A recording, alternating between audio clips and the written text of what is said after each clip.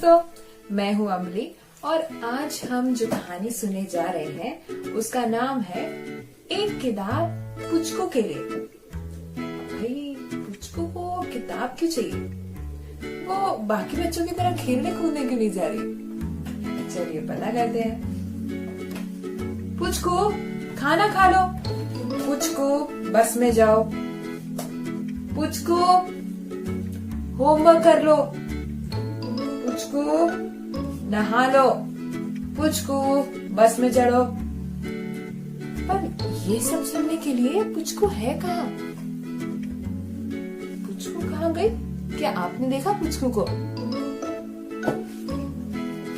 पुचकू तो कुछ काम कर रही है। वो अपनी किताब पढ़ने में व्यस्त है। लेकिन अब वो क्या करे?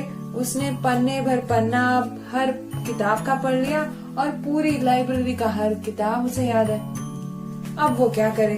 उसके पास अब पढ़ने को किताब ही नहीं है। अब मैं क्या करूं? मेरे पास कोई किताब ही नहीं बची पढ़ने को। मगर तभी पुचकू ने ऊपर देखा और अलमारी के ऊपर के एक नहीं, दो नहीं, तीन खानों में नए नए पुस्तक पड़े थे। पुचकू खुश हो गई, मगर अब वो किताबें निकाले कैसे? पुचकू छोटी है ना अभी, और अलमारी का खाना इतना ऊंचा, कैसे निकालेगी वो? पुचकू सोच में पड़ गई। क्या वो रस्सियों का उपयोग करे या फिर माँ की साड़ियों का उपयोग करे, या फिर क्या वो कमरे में पड़े टेबल और चेयर का उपयोग करे? पुचकू सोचने लगी, अगर मेरे पास एक जिराफ होता तो काम कितना आसान हो जाता, या फिर कम से कम एक बंदर, या फिर दोनों। पुचकू को फिर एक तरकीब सूझी। उसने अपने दोस्त बोल्टू और डोल्डा को बुला लिया और अब बोल्टू के ऊपर डोल्डा चढ़ गया और डोल्डा के ऊपर पुचकू। और पुचकू किताब को पकड़ने ही वाली थी कि एकदम से वो गिर पड़ी और वो वहां बैठ के रोने लग गए। उनकी आवाज सुनकर लंबी लाइब्रेरियन आ गई। यहाँ क्या हो रहा है और तुम यहाँ रो क्यों रहे हो?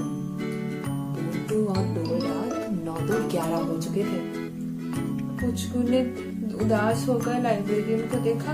तो लाइब्रेरियन ने पूछा कि तुम रो क्यों रही हो? हो क्या रहा है? मैं कुछ मदद करूं?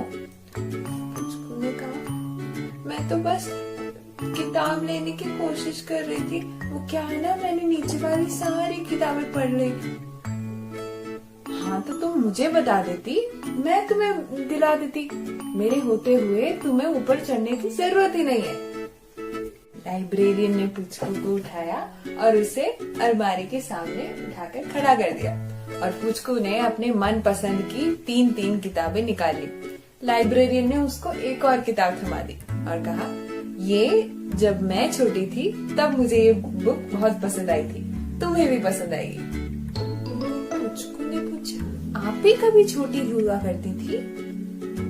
हाँ, मैं तुमसे भी छोटी हुआ करती थी और फिर मैं बड़ी हो गई।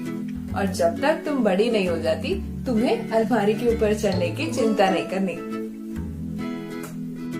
लाइब्रेरियन इतना सब कुछ कह रही थी पर कोई सुन ही नहीं रहा था, क्योंकि पुचकू को मिल गई थी उसकी नई किताब और वो लग गई थी नई किताब को